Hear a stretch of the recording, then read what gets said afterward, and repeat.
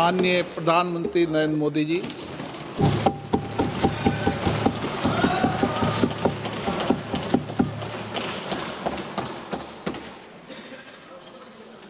आदरणीय अध्यक्ष जी,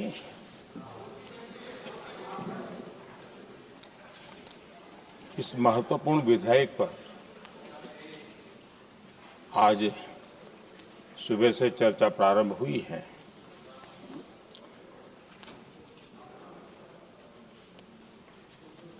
काफी साथी यहां से भी जिन मुद्दों को स्पर्श किया गया है उसको तथ्य से और तर्क से सदन को जरूर जानकारी देंगे और इसलिए मैं उन विषयों में जाना नहीं चाहता। आदरणीय अध्यक्ष जी, राष्ट्र के जीवन में कुछ महत्वपूर्ण पल आते हैं और उस समय की समाज की मनस्थिति और नेतृत्व की क्षमता उस पल को कैप्चर करके एक राष्ट्र की अमानत बना देती है, एक मजबूत धरोहर तैयार कर देती है। मैं समझता हूं कि भारत के संसदीय लोकतंत्र के इतिहास में ये वैसे ही पल है। आवश्यकता ये थी कि 25-30 साल पहले जब से विचार सामने आया, आवश्यकता महसूस हुई, हम इसको लागू कर देते और हम आज उसको काफी परिपक्वता तक पहुंचा देते हैं और आवश्यकता के अनुसार उसमें समय समय पर सुधार भी होते हैं और यही तो लोकतंत्र की ब्यूटी होती है।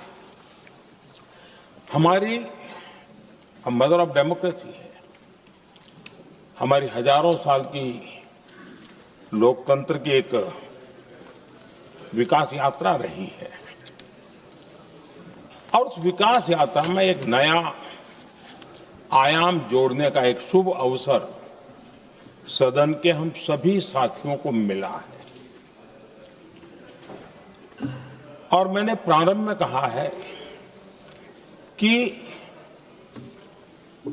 हम सब भाग्यवान हैं कि हमें ऐसे महत्वपूर्ण और देश की आधी आबादी को इस राष्ट्र निर्माण की नीति निर्धारण प्रक्रिया में हिस्सेदार बनाने का सौभाग्य मिल रहा है।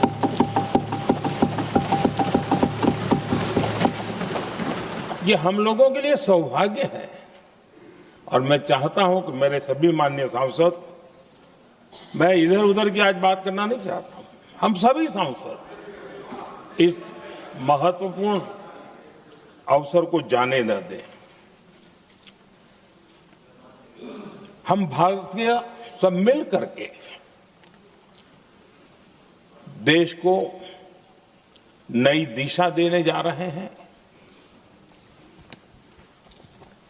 हमारी शासन व्यवस्था को संवेदनशीलता से भरने का एक सार्थक प्रयास करने के लिए जा रहे हैं।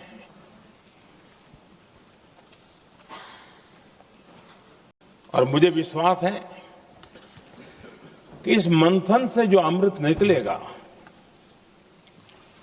वो देश की राजनीति की भी उसके रूप स्वरूप को तो तय करने ही करने वाला है, लेकिन ये देश की दिशा और दशा भी तय करने वाला है। इतने महत्वपूर्ण मोड़ पर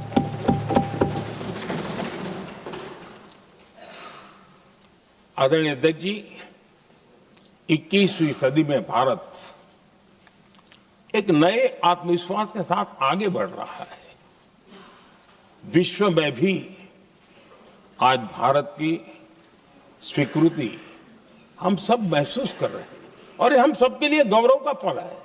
एक समय हमारे पास आया है और इस समय को हमने एक विकसित भारत के संकल्प के साथ जोड़ा है और मैं पक्का मानता हूं कि विकसित भारत का मतलब केवल उत्तम प्रकार के रेल, रास्ते, इंफ्रास्ट्रक्चर या कुछ आर्थिक प्रगति के आंकड़े, सिर्फ इतने से ही विकसित भारत की सीमित कल्पना वाले हम लोग नहीं हैं। हम चाहते हैं कि विकसित भारत जिसके नीति निर्धारण में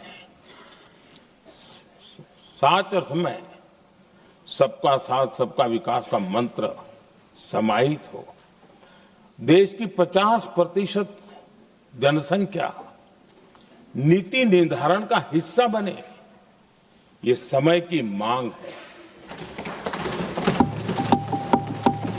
हम पहले ही देरी कर चुके हैं, कारण कोई भी होंगे, जिम्मेवार कोई भी होंगे, लेकिन इस सच्चाई को हमें स्वीकार करना होगा कि जब हम अकेले मिलते हैं तब मानते हैं हाँ यार, लेकिन जब सामूहिक रूप से मिलते हैं, मुझे याद है कि जिस इसकी प्रक्रिया चली थी, सभी दलों से मिलना हुआ है, एक दल को छोड़ करके जिन जिन से मिलना हुआ है हर एक ने सैद्धांतिक विरोध नहीं किया है। बाद में जाकर के जो कुछ भी हुआ होगा, राजनीतिक दिशा पकड़ी जा रही है, लेकिन जो राजनीतिक दिशा में ही सोचते हैं, मैं उनको भी एडवाइज करना चाहूंगा, एक मित्र के रूप में एडवाइज करता हूं और सबको काम आएगी।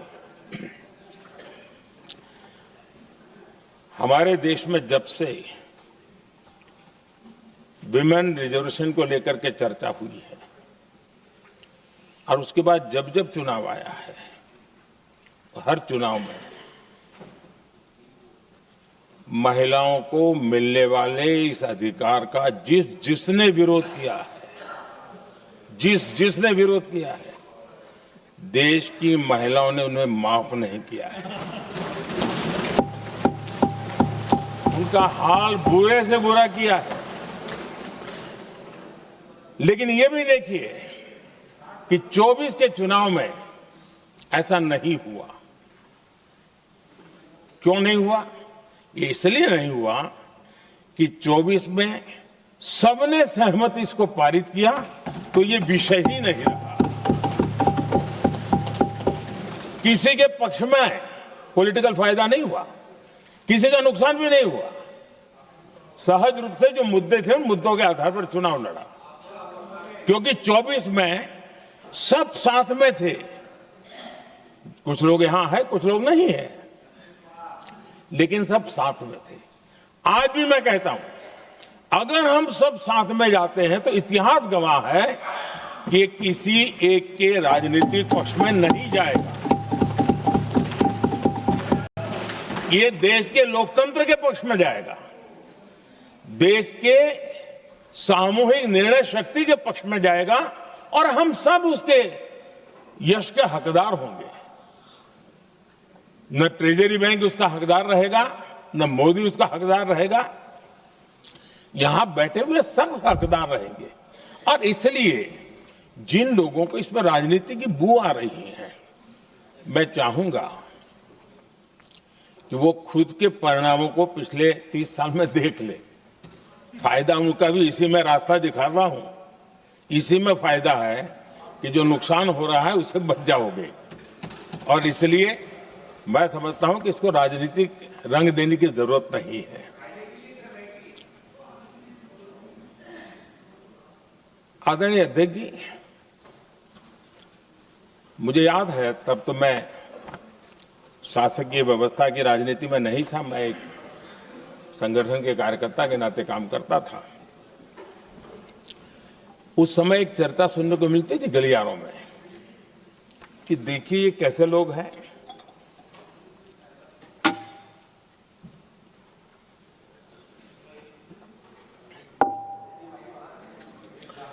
पंचायतों में आरक्षण देना है तो बहुत आराम से दे देते हैं, लेकिन आप कह रहे तो कह रहे हैं